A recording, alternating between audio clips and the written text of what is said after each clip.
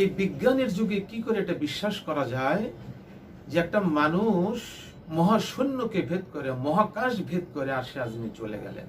কারণ Isaac Newton আবিষ্কার করেছেন মাধ্যাকর্ষণ শক্তি। মাধ্যাকর্ষণ শক্তিটা কি? বলে পৃথিবীর এমন একটা অলৌকিক পাওয়ার আছে যে পাওয়ারটা মানুষকে পৃথিবীর উপরে চলতে তাকে ধরে রাখে। সে মাটির উপর দিয়ে হাঁটতে পারে, উপর দিকে উঠে যায় না, শূন্যে উড়ে যায় না। একটা বস্তুকে উপর দিকে নিক্ষেপ করলে সেটা উপর দিকে শূন্যে উধাও হয়ে যায় না, সেটা আবার নিচের দিকে ফিরে আসে। একটাই কারণ, তা হচ্ছে পৃথিবীর আছে মাধ্যাকর্ষণ শক্তি। এই জমিনের নিচে অনেক ভারী ভারী পদার্থ আছে। এই পদার্থগুলো যত ওজন, অর্থাৎ যে জিনিসের যত ওজন বেশি তার মাধ্যাকর্ষণ শক্তিও তত বেশি। সুতরাং জমিনের নিচে অনেক ভারী ভারী ওজনের জিনিস আছে বিধায় এই মাধ্যাকর্ষণ শক্তি সবকিছুকে নিচের দিকে টানে। কিন্তু এই যে জমিনের ভিতরে ভারী ভারী জিনিস আছে, একথা তো আল্লাহ রাব্বুল আলামিন, এই মাধ্যাকর্ষণ শক্তি সম্পর্কে তো আল্লাহ রাব্বুল আলামিন 1450 বছর আগে সর্বকালের সর্বযুগের সর্বশ্রেষ্ঠ মহামানব, সর্বশ্রেষ্ঠ মহাবিজ্ঞানী, তার উপরে যে কিতাব নাজিল করেছেন সেখানে বলে দিয়েছেন, ইদা জুলজিলাতিল আরদু জিলজালাহা, যখন এই পৃথিবীটা মহা কম্পনে প্রকম্পিত হবে, সবকিছু তোলার মতো পাহাড় পর্বত সব উঠতে থাকবে। তখন কেন উপর দিকে উঠতে থাকবে? কেন মহাশূন্যের দিকে যেতে থাকবে? ওয়া আখরাজাতিল আরদু আসফালাহা, কারণ এই জমিন তার ভিতরে যে ভারী বস্তুগুলো আছে সেই বস্তুগুলো তখন বের করে দিবে। মুফাসসিরিনে কেরাম বলেন, সেই ভারী বস্তু বলতে এই যে মানুষ পৃথিবী সৃষ্টির লগ্ন থেকে কিয়ামত পর্যন্ত কবর হচ্ছে, মাটি হচ্ছে, তাদের দেহ, তাদের পাপ পঙ্কিলতা, এই ভার, এগুলো সব বের করে দেবে। মুফাসসিরিনে কেরাম আরো বলছে যে মাটির নিচে অনেক ভারী পদার্থ, মূল্যবান দামি দামি পদার্থ আছে, স্বর্ণ, মণিমুক্তা, হীরা জহরত এবং লোহা লস্কর, এরকম ভারী অনেক কিছু রয়েছে। সুতরাং এই ভারী বস্তুগুলো যখন বের করে দিবে তখন মাধ্যাকর্ষণ শক্তিও থাকবে না, পৃথিবী ধ্বংস হয়ে যাবে। বিজ্ঞানী নিউটনের জন্মের হাজার হাজার বছর আগে আল্লাহ রাব্বুল আলামিন মহাবিজ্ঞানী মুহাম্মদ রাসূলুল্লাহ সাল্লাল্লাহু আলাইহি সাল্লামকে এই কথা জানিয়ে দিয়েছেন। কিন্তু সমস্যা হচ্ছে, এই মাধ্যাকর্ষণ শক্তি নিউটন আবিষ্কার করে তার শাগরেদদের বললেন যে মেরাজ বলতে এটা কখনোই সম্ভব নয়। মহাশূন্যকে ফাঁকি দিয়ে সপ্তম আসমান ভেদ করে আর সে আজিমে যাওয়া, এটা সম্ভব নয়, এটা মিথ্যা, মেরাজ মিথ্যা। আমি বলতে চাই যে রকেট কেন মহাশূন্যকে ভেদ করে মহাকাশে চলে যাচ্ছে? এই নিউটনের দ্বিতীয় সূত্র হচ্ছে, যদি কোনো বস্তুর গতিবেগ যদি 11 কিলোমিটার প্লাস হয় তাহলেই সম্ভব হবে মাধ্যাকর্ষণ শক্তিকে ফাঁকি দিয়ে সে তখন মহাকাশে যেতে পারবে, যাকে স্কেপ ভেলোসিটি বলে।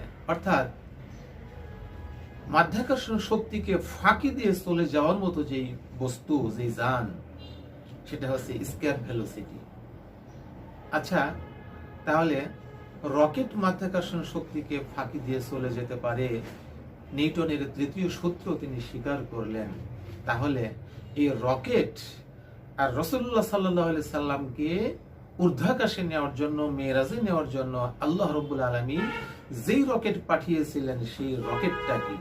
সেই রকেটের নাম হচ্ছে বোরাক। রকেট আবিষ্কার করেছে দুনিয়ার মানুষ, গতিবেগ হচ্ছে সেকেন্ডে 11 কিলোমিটার প্লাস।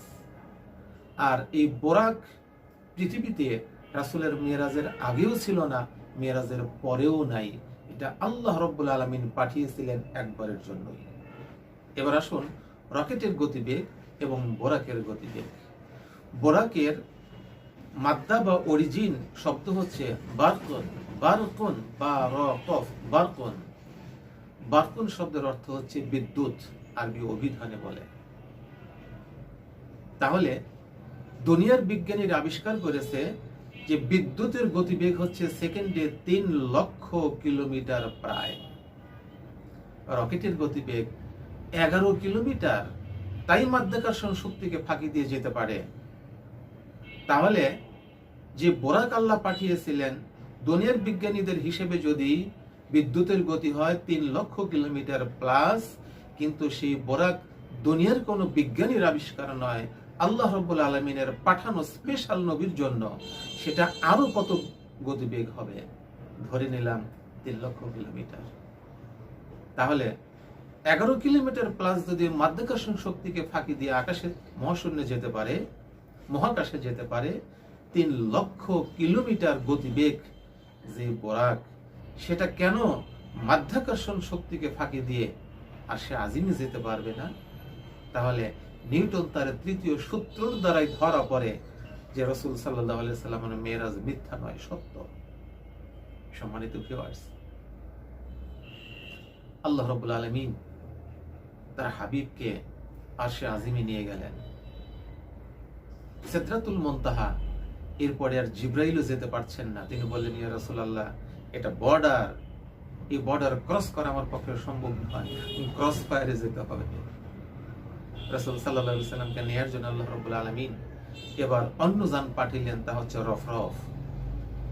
আল্লাহ রাব্বুল আলামিন রাসূলুল্লাহ সাল্লাল্লাহু আলাইহি সাল্লামকে আরশে আজিমে কাছাকাছি নিয়ে গেছেন। কতটুকু কাছাকাছি? ওয়াকানা কাবা কাউসাইনি আও আদনা।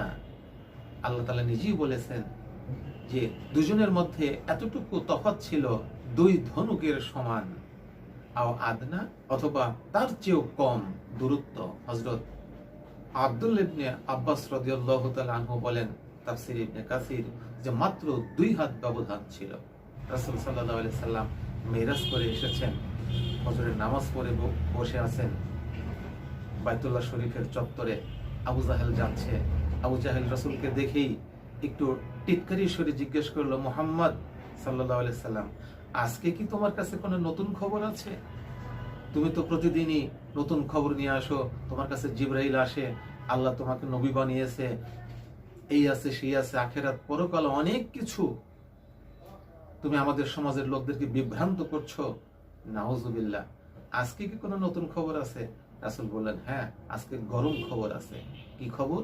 বলে, গত রাতে আমি এই বাইতুল্লাহ থেকে ফিলিস্তিনের মসজিদে আল আকসা গিয়েছি, সেখান থেকে 7ম আসমান ভেদ করে আরশে আজিমে গিয়ে আল্লাহর সঙ্গে দেখা করে এই যে আসলাম। আবু জাহেল নিশ্চিত যে লোকটার আসলেই মাথা খারাপ হয়েছে, একটা লাকি চান্স। মুহাম্মদ, আমি কি খবরটা সবাইকে বলে দেব? রাসূল বললেন, হ্যাঁ বলে দাও, ঢোল পিটায়ে বলে দাও। আবু জাহেলের সাথে প্রথমেই দেখা হয়ে গেল হযরত আবু বকর রাদিয়াল্লাহু তাআলা আনহুর সাথে। আবু জাহেল দেখলেন এটি চান্স, বলেন, আবু বকর, যাকে বিশ্বাস করো, যার সাথে চলো, যাকে নবী বলে মানো, জানো সে কি কথা বলেছে? কি কথা? এই কথা বলেছে। সত্যি বলেছে? বলে, হ্যাঁ। কোথায় নবীজি? বাইতুল্লাহর চত্বরে। আবু বকর আসলেন আবু জাহেলের সাথে, জিজ্ঞেস করলেন, আবু বকর, ইয়া রাসূলুল্লাহ, আপনি কি কথা বলেছেন? রাসূল বললেন, হ্যাঁ। হযরত আবু বকর বললেন, সাদ্দাকতা ইয়া রাসূলুল্লাহ, ইয়া রাসূলুল্লাহ, আপনি যা বলেছেন সত্য বলেছেন। আবু জাহেলের মুখ ছোট হয়ে গেল। নবীজি বললেন, হে আবু বকর, তোমার নাম শুধু আবু বকর নয়, আজ থেকে তুমি আবু বকর সিদ্দিক। কাজী সিদ্দিকিন, সালেহিন, এই বান্দাদের সাথে হাসর ময়দানে উঠতে হলে কোরআনের কথা সামিনা ওয়া আতানা যখন শুনবো, সেটা মেনে চলবো। আল্লাহ রাব্বুল আলামিন আমাদেরকে বোঝার তৌফিক দান করুন। আসসালামু আলাইকুম ওয়া রাহমাতুল্লাহি ওয়া বারাকাতুহু।